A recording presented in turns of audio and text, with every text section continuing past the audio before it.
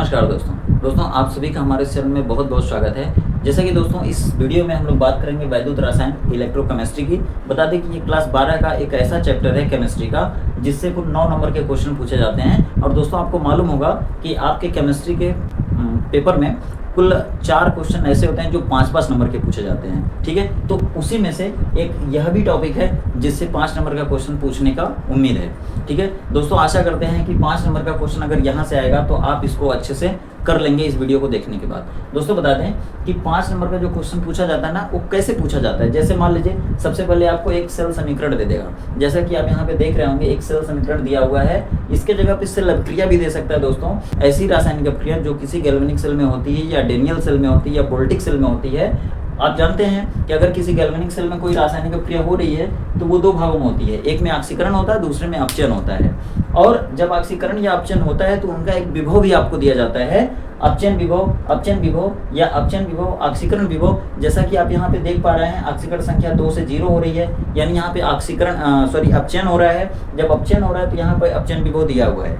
यहाँ पर देख रहे हैं आप, यहाँ भी +3 ऑक्सीकरण संख्या से 0 हो रही है, यानी यहाँ भी अपचयन दिया है, तो ये अपचयन विभव हो गया। ठीक ना, यहाँ पर आपको दोनों अपचयन विभव दिया है। और जब आप सेल का सेल विभव निकालते हैं तब आप फार्मूला रखते हैं कि सेल का मानक सेल विभव या सेल का सेल विभव बराबर कैथोड का मानक अपचयन विभव माइनस एनोड का मानक अपचयन विभव। देखिए दोस्तों, सेल विभव निकालने का 2 तरीका होता है, या तो दोनों का अपचयन विभव रख दीजिए माइनस करके, या तो फिर क्या करिए कैथोड का मानक अपचयन विभव प्लस एनोड का मानक ऑक्सीकरण विभव। अगर आप अपचयन रख रहे हैं तो बीच में क्या करना पड़ेगा माइनस, और पहले किसका रखना पड़ेगा कैथोड का मानक अपचयन विभव माइनस एनोड का मानक अपचयन विभव। अगर बीच में आपको प्लस करना है तब आप क्या करिए कैथोड का मानक अपचयन विभव और यहाँ पर एनोड का मानक ऑक्सीकरण विभव। तो मैं आशा करता हूँ कि आपको सेल विभव निकालने यहाँ से समझ में आ गया होगा। अगर दोस्तों नहीं आए तो हमारी एक पिछली वीडियो है जिसमें बहुत अच्छे से बताया गया है कि किसी भी सेल का सेल विभव आप कैसे निकाल सकते हैं। ठीक है, तो 3 फार्मूले से निकलता है। आशा करते हैं आपको यहाँ से समझ में आ गया कि सेल विभव आप कैसे निकालेंगे। ठीक, देखिए कभी कभी इस तरह से अगर नहीं देता, जैसे मान लीजिए यहाँ पर कंसंट्रेशन बदल दिया, सांद्रता बदल दिया, और यहाँ भी सांद्रता बदल दिया। जैसे मान लीजिए यहाँ पर दे दिया 0.01 और यहाँ पर दे दिया 0.001। ठीक है, तो अगर यहाँ पर चेंज करता है तब आप इस तरह से उसका क्या करेंगे, सेल विभव नहीं निकालेंगे। तब आप किससे निकालेंगे, नर्स समीकरण से निकालेंगे सेल विभव।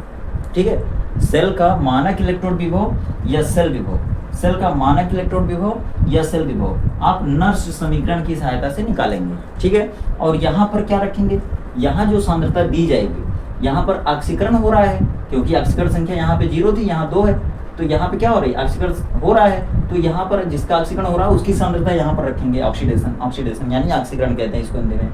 और यहाँ पर +3 ऑक्सीकरण संख्या से 0 हो रही है तो यहाँ पे अपचयन हो रहा है, तो यहाँ पर जितनी सांद्रता दी जाएगी 1 के अलावा, अगर यहाँ पे 1 है ना तो इससे निकल जाएगा।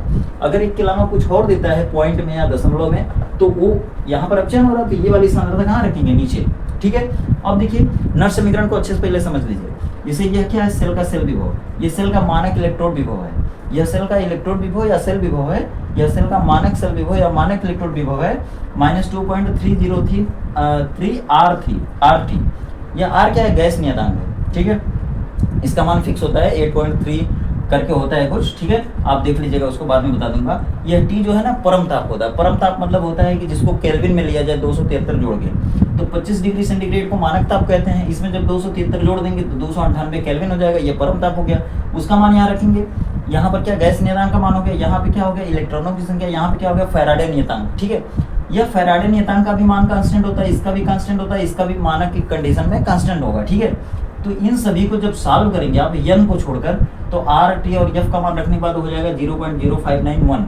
ठीक है, और बटे क्या होगा n। यह n क्यों बटे में अलग है, क्योंकि हर रिएक्शन में, हर सेल समीकरण में n का मान या भाग लेने वाले इलेक्ट्रॉनों की संख्या अलग अलग हो सकती है, इसके लिए n का मान अलग से दिया गया है। ठीक है, और इन सभी को सॉल्व करने पे आ गया 0.0591 और ये log base 10 है। यहाँ पर ऑक्सीकृत जो धातु हो रही है, जिसका ऑक्सीकरण हो रहा है उसकी सांद्रता, और यहाँ पे अपचयन जिसका हो रहा है उसकी सांद्रता रख देंगे, तो मानक सेल विभव या सेल विभव आपको मिल जाएगा। ठीक है, जब यहाँ से सेल विभव या यहाँ से सेल विभव मिल गया आपको, ठीक है, तो आपसे पूछा जाएगा कि अब डेल्टा जी का मान बताइए। ठीक है, तो वही सेल विभव जो यहाँ से मिला आपको, वही सेल विभव यहाँ रख देंगे, तो यह डेल्टा जी का मान निकल जाएगा इससे। ठीक है, कैसे निकलेगा, जैसे मान लीजिए सेल विभव आपको मिल गया, वो मान यहाँ रखेंगे, या फैराडे नियतांक का मान फिक्स होता है, मैं बता दूंगा आपको, ठीक ना, वो रख देंगे। यहाँ पर जो इलेक्ट्रॉन जो भाग ले रहे हैं, यानी किसी सेल में जब ऑक्सीकरण और अपचयन दोनों होता है, तो ऑक्सीकरण और अपचयन में जितने इलेक्ट्रॉन भाग लेते हैं ना, उनकी संख्या को क्या करेंगे, n का मान कहेंगे, ठीक ना।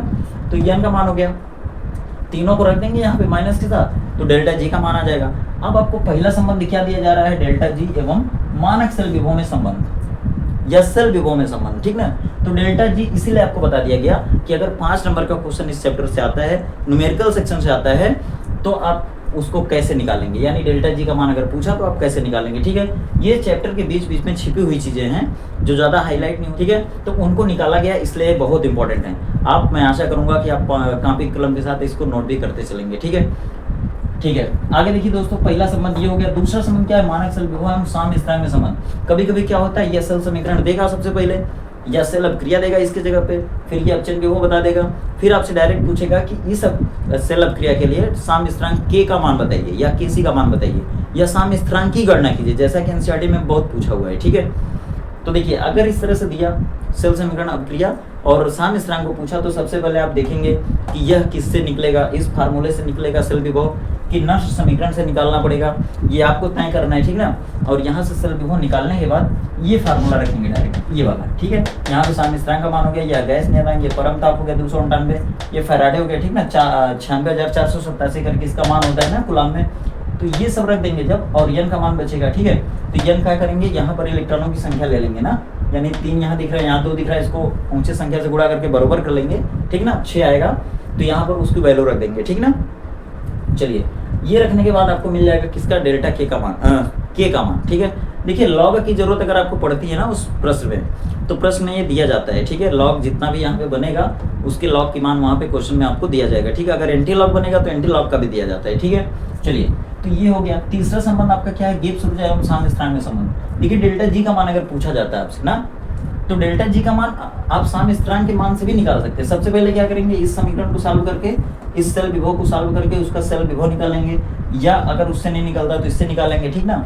और ये कब लगता है, मैं बता दिया आपको ना, कि जब यहाँ पे सांद्रता चेंज कर दे, एक अगर है 1.0 मोलर, तो इससे निकल जाएगा। अगर यहाँ पर कुछ चेंज है पॉइंट में 0.001 करके है या कुछ और है, तो आप इससे निकालेंगे। सेल विभव यहाँ से आपको मिल जाएगा।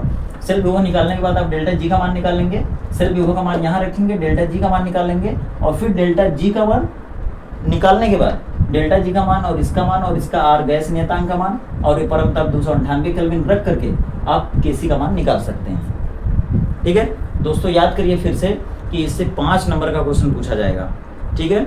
अगर बड़ा क्वेश्चन पूछा गया तो कुल तो 9 नंबर का क्वेश्चन इससे पूछा जाएगा, लेकिन अगर 5 नंबर का क्वेश्चन आए तो उसमें आपसे पूछा जा सकता है, या कोई बहुत बड़ी ना रासायनिक अपक्रिया जो ऑर्गेनिक केमिस्ट्री में है वो पूछा जा सकता है 5 नंबर में, ठीक ना। तो देखिए, गिब्स ऊर्जा यानी डेल्टा जी का मान यहाँ से आ गया, या साम्य स्थिरांक का मान आ गया, यहाँ से भी साम्य स्थिरांक केसी का मान आ जाएगा, ठीक है।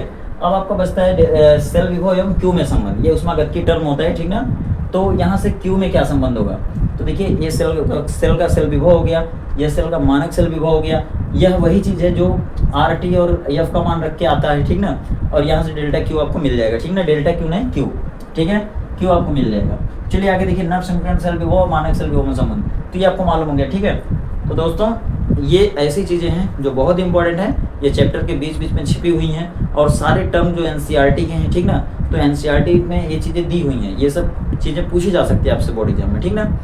तो वीडियो कैसी लगी कमेंट करके बता दीजिए, ठीक है। अगर वीडियो अच्छी लगे तो वीडियो को लाइक करिए, और दोस्तों बता दें कि इस तरह की बहुत इंपॉर्टेंट वीडियो जो आज के पहले भी डाली गई हैं चैनल पर, ठीक है, तो आप प्लेलिस्ट चेक करके उनको चेक कर सकते हैं, हो सकता है कोई वीडियो आपके काम की हो जाए, ठीक है।